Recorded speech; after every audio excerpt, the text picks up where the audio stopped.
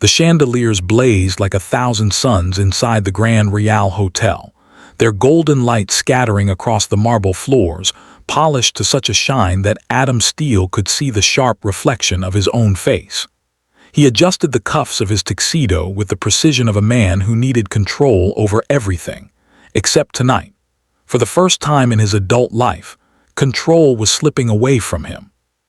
The guests were already whispering. He could feel their eyes on him, scanning every inch of his expression for cracks. Adam Steele, the ruthless CEO of Steele Enterprises, a man who built empires with the flick of a pen, was about to marry a woman he had never truly met. The thought alone was enough to make his jaw clench. He had built his reputation on logic, on unyielding strategy. He didn't believe in fate, didn't bow to tradition, and certainly didn't allow anyone, least of all his father, to make decisions for him. Yet here he stood at the altar, a pawn in a deal dressed up as a wedding. His father's words from weeks earlier still echoed like a curse. This marriage is not about love, Adam. It's about legacy. Refuse, and you put everything at risk. The partnerships, the investors, the empire you've built. Do this, and you secure it all. Adam hadn't wanted to listen, but even he knew the stakes. His father had brokered the deal with their longtime business allies, the Lawrence, a family old money, discreet power. The only daughter was his bride-to-be, her name whispered to him only once, Sophia. And the whispers didn't stop there. Rumors had spread like wildfire in the weeks leading to the ceremony. Some claimed she was reclusive and plain, that no man had shown interest in her before. Others insisted she had pressured her family into the arrangement, desperate for status, trapping Adam in a marriage he didn't want. Adam hadn't bothered to confirm or deny. To him, it didn't matter. The deal was what mattered. The shame of being forced into it was all he could taste. But now, with every tick of the clock and every whisper in the crowd, humiliation pressed down on him, heavier than the tuxedo on his shoulders. The hall was crowded with powerful men and women, corporate giants and society's elite. Journalists lingered outside the velvet rope barriers, waiting for headlines. His wedding wasn't just an event, it was a spectacle, and they were all waiting for a crack in Adam Steele's armor.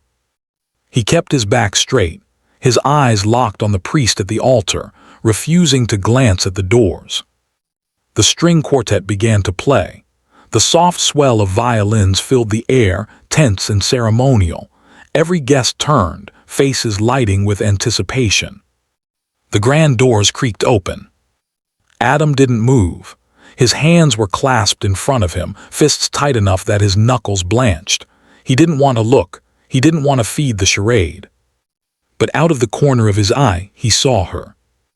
A woman in a flowing white gown, her figure slender yet regal, stepped forward. The veil obscured everything, her face, her expression, her identity. The silk fell thick and long, trailing like mist around her. The dress itself shimmered faintly under the golden light, but Adam noticed none of its beauty. All he saw was the cage closing in. The crowd murmured again. He caught fragments of words, plain, unlucky. He was forced, and his teeth ground together. Every whisper was a dagger, a reminder that they believed he had been tricked, humiliated into this. He told himself he didn't care. Let them talk. Let them laugh. None of them understood what it meant to bear the weight of an empire, to sacrifice personal pride for legacy. But beneath his cool, sculpted exterior, Adam felt heat rising in his chest, anger, humiliation, and something else he couldn't name. The bride's footsteps were soft, her train whispering against the marble. Her walk wasn't rushed, wasn't timid. Graceful, composed, almost royal. She approached like a woman unshaken by the rumors swirling around her, though Adam convinced himself it was nothing but practiced poise. She reached the altar and stopped beside him. He didn't turn to face her. He refused. The priest began the vows. Adam's voice was steady, clipped, cold.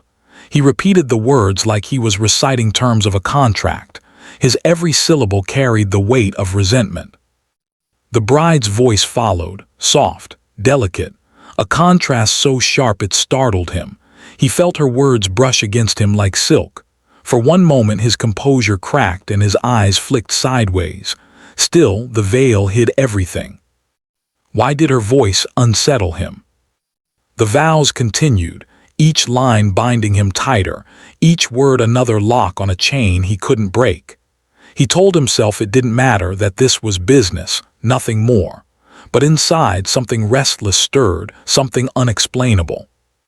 Finally, the priest's voice carried the words that made the room inhale as one. "You may now kiss the bride." Adam's jaw clenched. He turned at last, his movements sharp, impatient. The air was electric, every guest craning to see. For the first time, he reached toward her, his hand brushing the delicate silk of her veil. It was lighter than he expected, softer than any fabric he had touched before. His fingers trembled, though he would never admit it. The hall seemed to hold its breath. He lifted it slowly, almost angrily, as though tearing away the last shred of deception. The silk rose. The veil shifted. And in that suspended moment, Adam Steele, the man who prided himself on knowing every detail of every deal, realized he had no idea what awaited him beneath that veil. And for the first time in his carefully controlled life, fear, not of losing money, not of corporate enemies, but of the unknown, tightened its grip on his heart. The veil fell back. The moment he had dreaded was here. The chandeliers of the Grand Real Hotel blazed like suns, scattering golden light across the marbled floor that gleamed like liquid glass. It was the most expensive wedding venue in the city, chosen not for romance but for spectacle. Every guest seated in the gilded hall knew it. This marriage wasn't about love. It was a merger, a binding of two empires. At the altar stood Adam Steele. His name carried weight, his empire carried billions, and his reputation carried fear. He was the CEO of Steele Enterprises, a man who had clawed his way to the top of the corporate world with unflinching ruthlessness. He had been called a genius, a shark, even a tyrant, but never weak, never a man to be pitied. And yet tonight, as he stood stiff in his black tuxedo, the whispers in the pews said otherwise. They say he was forced into it. Imagine Adam Steele tricked into marriage. They say the bride's plain. I heard she begged her family to arrange this, desperate girl. Adam kept his expression stone-hard, his eyes fixed on the altar. He wouldn't give them the satisfaction of a reaction. But beneath the armor, fury smoldered. This marriage wasn't his choice. It was his father's final play to secure the Steele empire. The Lawrence, an old money dynasty with power tied into politics, had only one daughter, Sophia Laurent. The alliance was strategic. Old money merged with new power, tradition with innovation. Together, it would cement the Steele legacy for generations. Adam had fought against it. I don't need a wife for the company to thrive, he'd told his father. I don't need anyone. His father's reply had been brutal. You'll do this, Adam, or you'll watch everything crumble. You built this empire with my capital, my connections. Don't forget who holds the foundation. So Adam stood here, humiliated, about to marry a stranger. Worse, a stranger the world whispered was ugly, desperate, unworthy of him. The string quartet began to play, soft notes swelling through the cavernous hall. The guests turned as one, necks craning, eyes narrowing. The doors opened. A hush swept the crowd. The bride appeared. Adam forced himself to look. She was draped in white satin, the gown elegant, modest, flowing like water as she stepped into the hall. Her posture was straight, her movements poised. But her face was hidden beneath a thick veil of ivory silk. A sharp pang struck Adam's chest. He didn't know why. Perhaps it was the confirmation of his worst fear, that even on her wedding day she couldn't show herself, that the rumors were true, that she wasn't meant to be seen. His jaw locked. He kept his back rigid, his gaze cold as she walked toward him. Each step echoed against the marble, soft yet powerful. Whispers ran through the crowd. She hides herself, one guest murmured. Poor Steele, another chuckled. Adam heard them all. His humiliation burned hotter. Finally, she reached the altar. She turned, standing beside him. He felt her presence more than saw her, her scent, faintly floral, the way she stood, steady, not trembling. But he didn't let himself think about it. The priest began the ceremony. Adam's responses were clipped, mechanical. He repeated the vows like a man signing a contract he didn't believe in. His voice was hard, cold steel. Then the bride spoke. Her voice was soft, almost musical, a sound so delicate it startled him. For the first time, Adam glanced sideways. He saw only the veil. Still, something in her tone unsettled him. It wasn't desperation. It wasn't weakness. It was sincerity, calm, graceful, unshaken. His throat tightened, though he forced it down. The priest continued, and soon the ceremony neared its climax. Now, the priest announced, his voice ringing through the hushed hall, "You may kiss the bride." The words hung in the air like thunder. Adam turned sharply, his movements edged with impatience, frustration, a need to get this over with. His hand reached for the veil. The silk was softer than he expected, feather-light. The crowd leaned forward, breath caught in anticipation. Adam lifted it. The veil slipped back, falling away from her face. And Adam Steele's world stopped. She was beautiful. No, breathtaking. The whispers, the rumors, the lies, they shattered in that instant.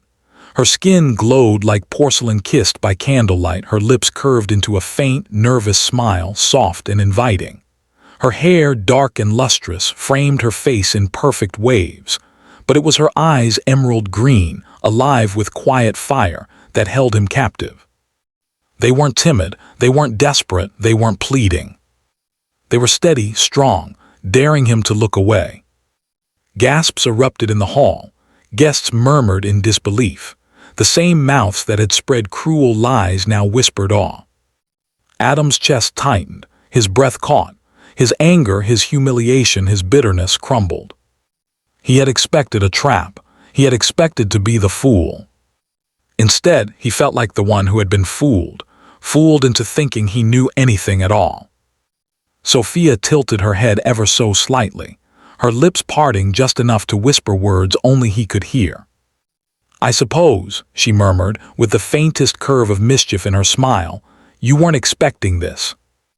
The room erupted into applause. The priest gestured for him to kiss her, but Adam couldn't move. For the first time in years, the mighty CEO, master of contracts, destroyer of rivals, was speechless. He hadn't been tricked. He hadn't been trapped. He had been blindsided. And as he stared into Sophia's radiant eyes, one truth slammed into him with brutal clarity. Everything had just changed.